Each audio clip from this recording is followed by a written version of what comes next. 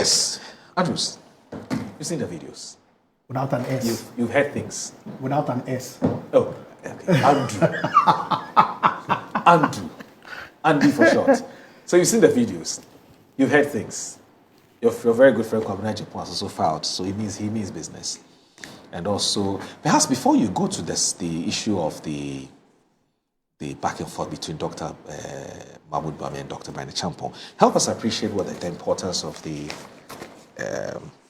opening of the delegates book to include former appointees and so on. Well, I suspect that is to ensure that the list that is generated from previous executives all the way from 1996 or 1992, right. It's entirely possible that some would be deceased. Okay.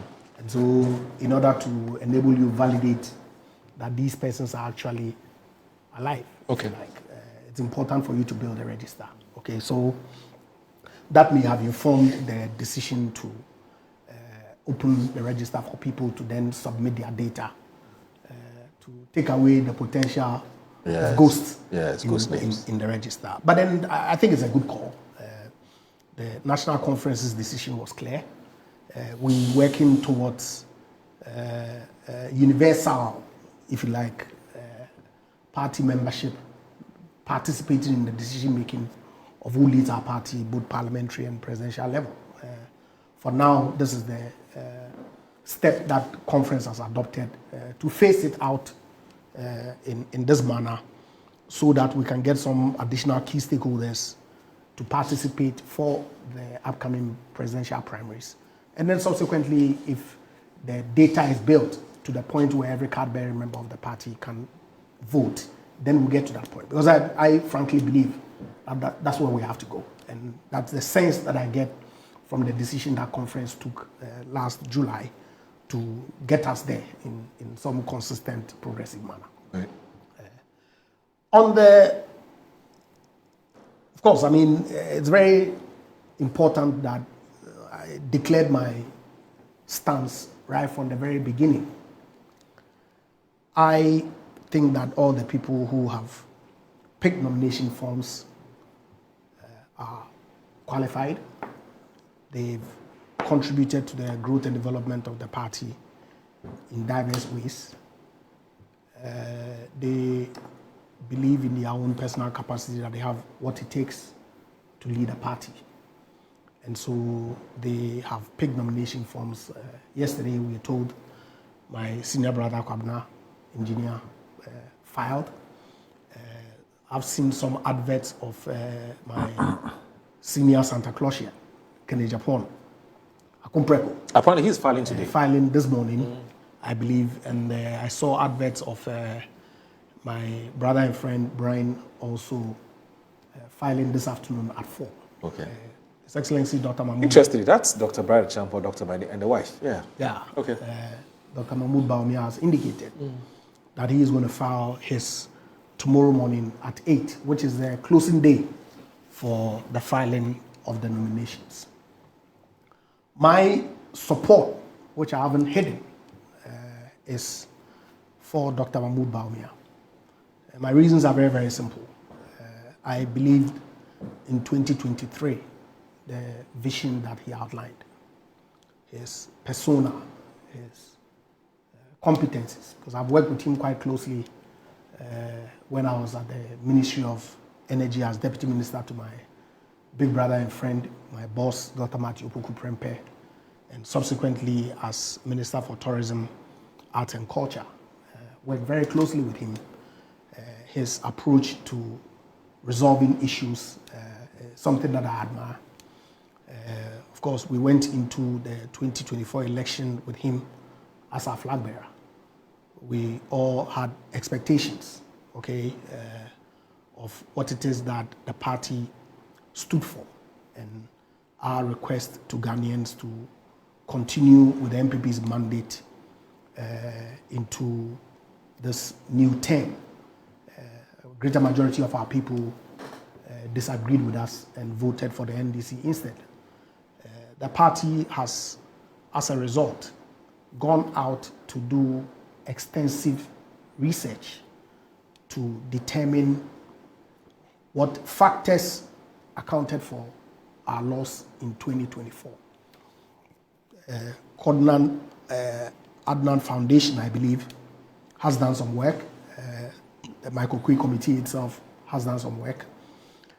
Even though the report hasn't been made public, and indeed the Parliamentary Caucus also did some work. Honorable Chairman Sabonsu, Ashanti Region also did some work. Even though the Michael Kui report has not been made public in its entirety, the General Secretary has graciously provided some highlights of the findings of the committee. In all of it, I don't think that it's been established that the reason for our loss was as a result of the candidature of Dr. Mahmoud Bawumia. Many factors, key amongst them being the economic issues that this country had gone through, the challenges that we had encountered under the Akufo-Addo administration. And so the values, the principles, what I saw in him in 2023 that made me support him, as far as I'm concerned, hasn't changed. He's the same Dr. Mahmoud Bawumia with a calm temperament, focused on delivering solutions to the problems of our country.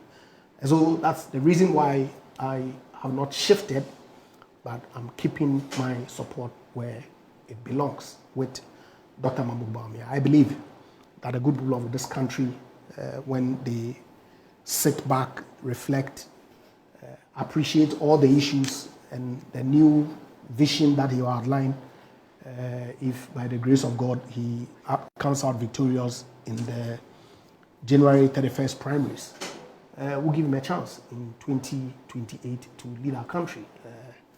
And so that's it. Okay. But on the issue of the back and forth, I think it's expected. This is not the first time that we are having parliamentary primaries. Indeed, the most recent one, 2023, the two front runners, my senior Santa, Ken Agyapong, and Dr. Mahmoud Bawumia, it became quite rancorous at some point. People were passionate in the delivery of their positions. Ultimately, calm prevailed, even though there were some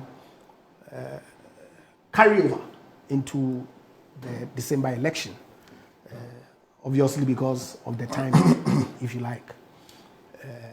Now that we have an opportunity to do our primaries early, I believe is the reason why the National Council itself elected to get the primaries out of the way, so we'll have much more longer time to deal with all the rancor that are usually associated with our internal politicking, so that we can put together a united front into election 2028. And so these issues, unfortunate as they are, it's come to be associated with our politicking. You can go back to even as far back as the Edubwine era. Maybe it wasn't deep-seated. I recall President Kufuor's time, Akufo-Addo, all these matters came up. We tend to highlight some issues other than the key vision and go into personalities, you go into where you're coming from and all that, and how that then shapes the conversation. Okay. And so it's good that consistently Dr. Mahmoud Bawumia has called for us to focus on issues rather than personalities, tribes, religion, because we are a unitary country. Okay.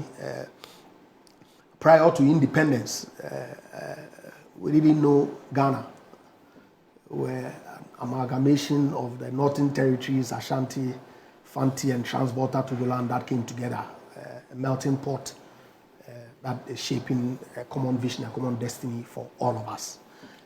And so some of these nuances of where you're coming from really shouldn't be highlighted, to the level that we've seen in our internal elections, even in general elections. I sincerely believe that we'll get over it with time. And so it's refreshing to read the statement that you just read, that my good friend Bryan himself has also re-echoed the need for supporters to desist from intemperate language and to focus on the issues. I believe that Honorable Agyapong, who is also a key frontrunner, if he hasn't already done it, I haven't seen it, would also, put out a statement or reflect that through his statements for all of us. After all, we are one NPP. We are not enemies. We belong to the same flock. This is only an internal election that is intended to enable us select our flag bearer. We'll need each other post January 31st in our quest to wrestle power from the NDC in 2028. So it's a good call. Okay. Let the supporters, all of us, including myself, reflect that in how we conduct ourselves between now and January 31st, so that whatever healing processes that we have to undertake becomes easier, seamless, smoother for all of us post 31st January 2026. Yeah.